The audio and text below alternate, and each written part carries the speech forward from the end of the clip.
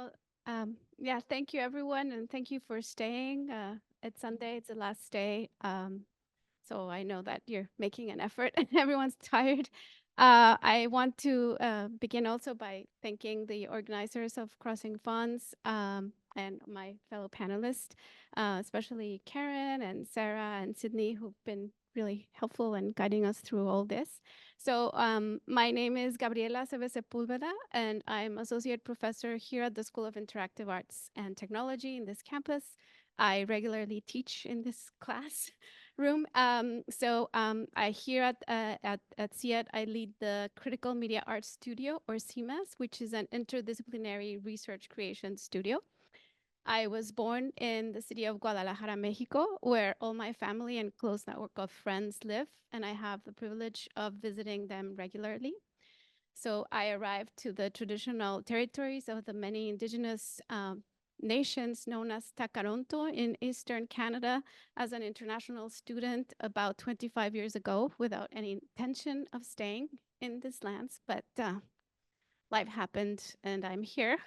And I've been occupying the shared traditional territory of the Katsi, Kwantlen, Semiahoo, and many other Coast Salish peoples since 2003, where I live. And I'm extremely grateful to have had the opportunity to work and build a home for my daughter and more recently my dog. So I'm going to be talking about the mainly three projects at the Critical Media Studio that where we work through the lens of research creation, because it allows us to experiment and theorize about the implications of working across media and disciplines. And through a strong commitment to history, theory, and practice, we have developed a series of interactive art projects, as well as publications that foreground the contributions of women, broadly defined, in art, science, and technology, and the ways in which technology shapes our sense of self.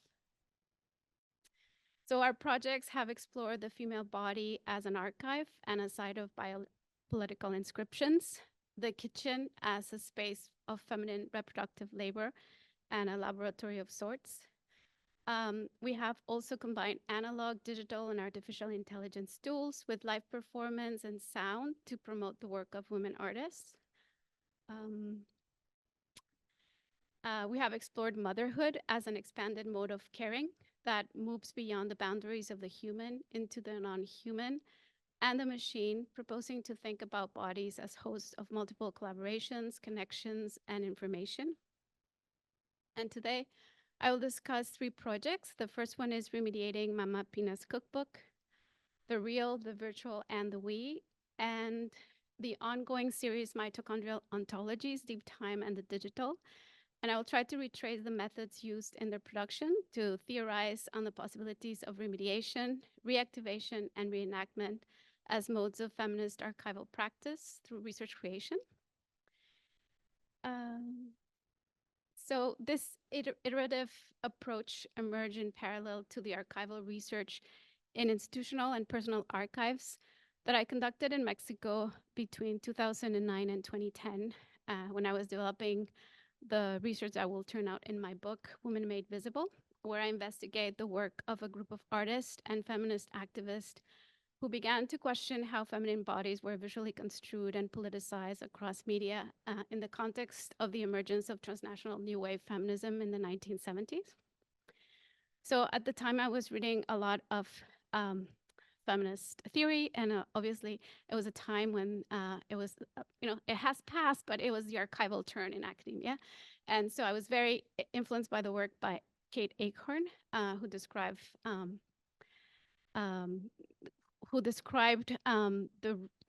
this concept of the agent of the archive, which she described in her book, The Archival Turn in Feminism. And so she defines agents of the archive as makers, enablers of the archive as a living, contested site of production of knowledge, and not only as a destination of knowledges already produced. So in the book, I propose how the activism, media, and our production of this artist and activists are modes of feminist archival practices. And this was an immensely generative experience for me that made me question what is an archive, who defines it, and who decides what to include in it.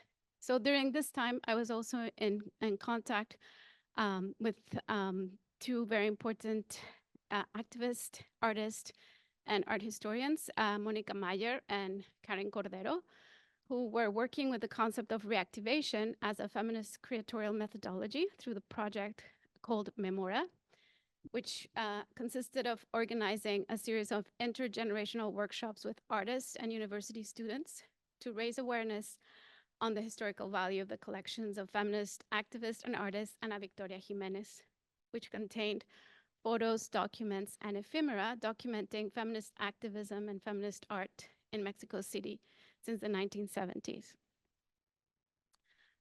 So broadly speaking, reactivation can be related to media archaeology, which seeks to dismantle the linear narratives and temporalities of the history of technology and rescue silence histories through the recreation of forgotten or failed media and technologies. But building on the 1970s feminist activist tradition of collective and small group organizing, Mayer and Cordero's approach to reactivation goes further than media archaeology. Their approach seeks to reactivate historical memory by creating, as I said, intergenerational encounters to question what is an archive, who defines it, who is its agent, and how to recover the political relevance of an archive that is not considered as such as Jimenez collection, from the present. So as a result of the Memora project and many other creative projects that were generated after it to bring visibility to Jimenez collection, the collection and its reactivations, that means the works that were produced in the present, are now digitized and accessible at the special collections of the VIVO University in Mexico City. And in February this year, it was recognized as part of the Memory of the World by UNESCO. So reactivation then for Mayer and Cordero is not only a tactic to bring awareness to the historical value of a collection that is not considered as part of the archive, but also a strategy to intervene the archive from the present, making it a living archive and thus turning historical memory into political memory and a matter of social justice. So inspired by Mayer and Cordero's project, I began working with my family archives and using Jay Bolter and Richard Grusin concept of remediation that they define as, quote, the logic by which new media forms refashion previous media forms, end quote. I invited several colleagues to respond in the media of their choice to a cooking recipe in my great-grandmother's recipe book. So Mama Pina, who is my great-grandmother, began handwriting recipes on it around 1918, and then handed down to my grandmother and her twin sister, and then to my mother, who continued to write cooking recipes and eating instructions on the book. So the book also records other forms of writing and scribbling, possibly done by children in the many households the recipe book inhabited. As you can see, some of its pages are covered with smears and stains of food. Others are ripped, all of which are traces of lived experiences. So to begin the project, I sent a selection of 25 recipes to 40 people via email without translation or transcription. The recipes are written in Spanish. The responses I received included digital images, audio recordings, videos, and documentation of family gatherings and conversations. The responses, I thought, reactivated the handwritten record while unpacking its absences and creating new experiences and connections that remediate the recipes via digital communication technology. What you see here is Alessandra Santos' response, who actually baked one of the recipes, the Russian Charlotte cake, and documented the process with photography, and then rewrote the recipe as a poem in Portuguese. So the first iteration of the project consists of a 4-channel video art installation and a website that contains the responses to the cookbook and some of the recipes included in the book. The first video is in the installation, records my attempts at learning the different handwriting of the 4 women that are present in the book. The second video features myself cooking one of the recipes while my mother reads the recipe to me via Skype because Zoom did not exist at the time. The third video consists of mapping and documenting the collaborations of friends and colleagues who were invited to respond. And the fourth video is an interactive channel that invites viewers to write responses to one of the recipes using a stylus pen, but these responses are not recorded as a way to kind of evoke the anarchival properties of any archive. So this is the website. And reflecting on how this recipe book was, in fact, an archive of sorts in which 3 generations of women in my family had recorded instructions on how to cook, but also about feminine rituals and traditions, I expanded Myers and Cordero's notion of reactivation. And in this project, I began to think about the processual and performative qualities of the archive through digital remediation. So building on the work of Anne Stoller, who considers the archive as, quote, an epistemological technology that is always in the process of changing, end quote, and also the work of Rebecca Schneider and Diana Taylor, who are very interested in looking at the tensions between the performative forms of and recorded forms of knowledge as they're passed down from generation to generation. I observed that these tensions were present in my great-grandmother's book. So this led me to explore the potential of reenactment to investigate further what Taylor characterizes as the tensions between the archive of supposedly enduring materials, texts, bones, buildings, and monuments, and the so-called ephemeral repertoire of embodied practices, spoken language, dance, sports, and rituals.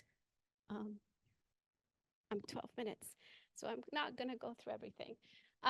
So then I borrow from theorists Tommy de France and Gustavo Di Frutaro to think about reenactment as a historical and artistic practice to visualize and contemporize the past, focusing primarily on recreating events and creating them anew. And I find this idea of reenactment as understanding the possibility that the past may have other futures through repetition to be very evocative. And so then another work that I was gonna talk about, but I'm gonna stop reading and just telling you more casually because I'm out of time. It's this work, which is a reenactment in which we reenacted a famous performance work by Lygia Clark, a Brazilian artist, which is called the I and the U body clothing from 1967.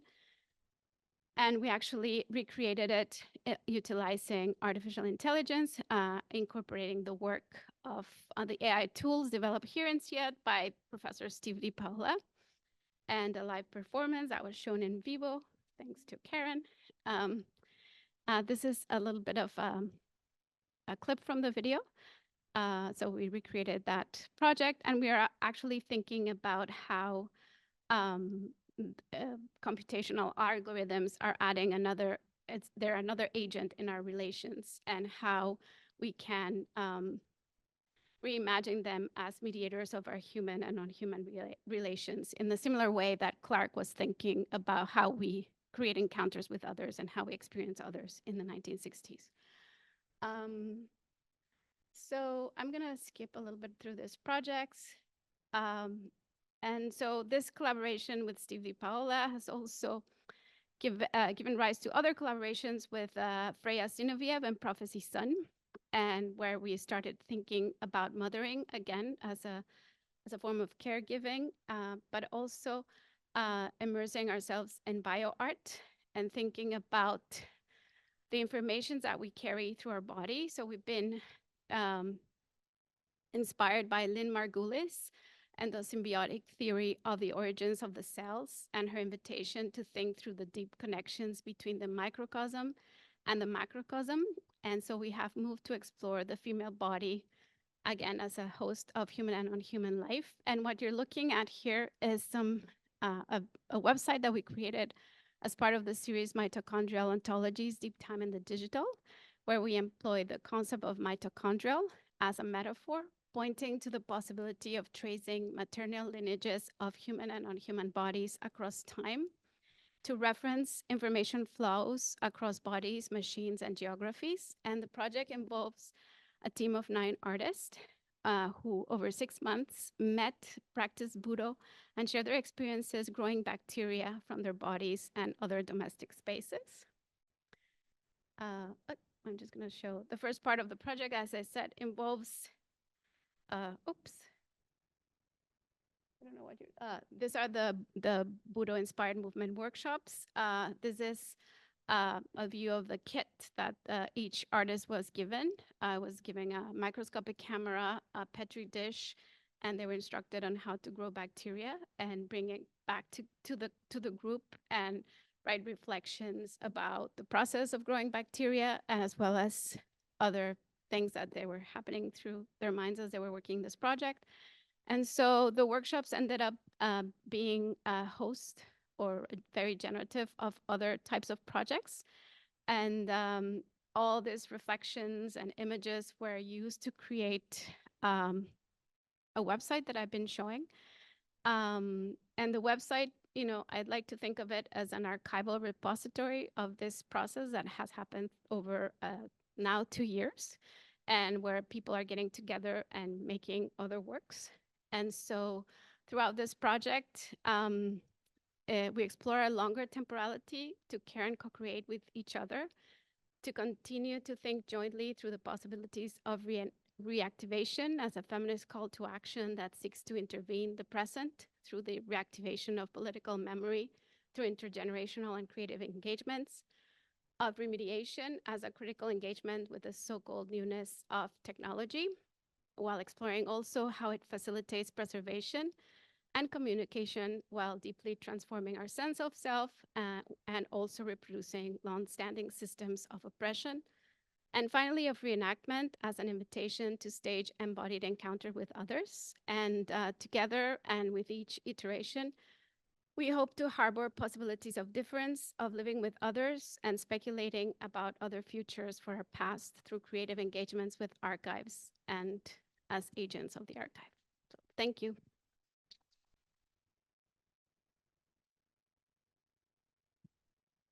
Okay.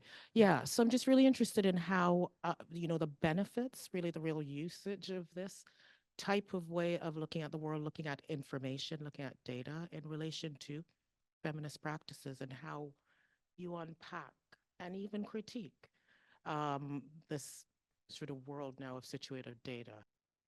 Well, first of all, Sheila, thanks for questioning data, because for me, yeah, I'm always confused a little bit about that, the use of that word. And in terms of situated, I'm a cultural historian as well as an artist and a designer. And as a cultural historian, I understand history and archives from the present. And so that situates us. And so I understand that an archive or a collection of documents can be read differently from various perspectives, and it changes from temporal perspective as well as subjective perspective. So for me, that's a way of understanding situated, that you're always reading from the present, and your frame of mind determines what you can see or not see in the archive. So when we talk about silences and exclusions, it also depends on what are your capabilities of understanding at that precise moment. And obviously, in terms of situated feminist practice, well, I do have a commitment for trying to undo or think about hierarchies of power that are embedded in that particular way of organizing a collection. And so that would also make it, it would speak to the feminist portion that allows to understand how social structures act in a way that helps us visibilize or invisibilize certain things and not others. Yeah, is there any questions from the audience? Yes. Thank you. Thank you so much, everybody, for your incredible presentations. I had a question for Christine, but also for everyone who spoke, and also the panel moderators, if you feel like it, if it can be contained in 3 minutes, 2.5 minutes. With the website, the way that you talk about your intention behind how the data is displayed and accessed and changing and flowing. And especially every time I hear words like scattering or things like that, like I can't help but make a connection between diaspora and kind of that as an intentional or unintentional parallel or framing. And the way that you spoke about your own positionality, like I extra couldn't stop thinking about that word. So I wonder if you've considered that world of links between that website and the work you do, but also in your feminist praxis. And then I guess maybe if anybody felt like speaking to diaspora in their approaches to data and the digital archive or other types of engagements with the archives, I think it'd be a really special thing to hear. Well, diaspora is a category that I use a lot in my work. It didn't come through a lot in the work I presented here, but I am deeply connected to the Latinx and Latin American community, and I do work with collectives, and I'm moving all the time back and forth. I do consider myself to be a diasporic subject, so yeah, I'm really interested in on thinking about networks and what Christine's work visualizes as networks, and not thinking about borders. So yeah. In relation to diaspora, I mean, when I look at the work, I and the way you've characterized it, I hear you say rhizomatic, which I feel is a little bit different than the diasporic position. That's so much more about networks in a way, and making visible also those networks. I think diaspora tends to really think also about borders, and the ways in which we actually move across different types of borders and spaces, and the ways in which we carry. And also, actually, I would say, somewhat hybridize some of these things we carry into the new space. But I think there's a here and there involved with diaspora that's always operating at the same time, which is a little bit different than the kind of rhizomatic connection.